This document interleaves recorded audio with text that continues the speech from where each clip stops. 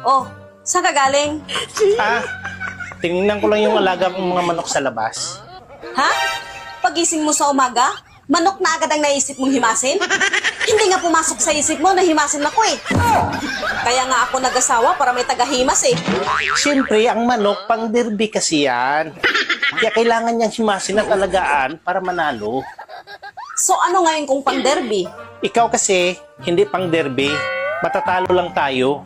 Kaya malaki yung pinagkaiba nyo. Ah, ganon. So mahina ako.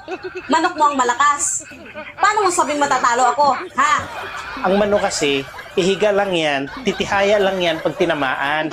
Ikaw naman, bago mag-umpisa yung laban, hindi ka pa tinamaan, nakatihaya na. Bago mag-umpisa yung laban, talo na agad. Tapos nakataas pa yung dalawang paa mo. Walang kalaban-laban.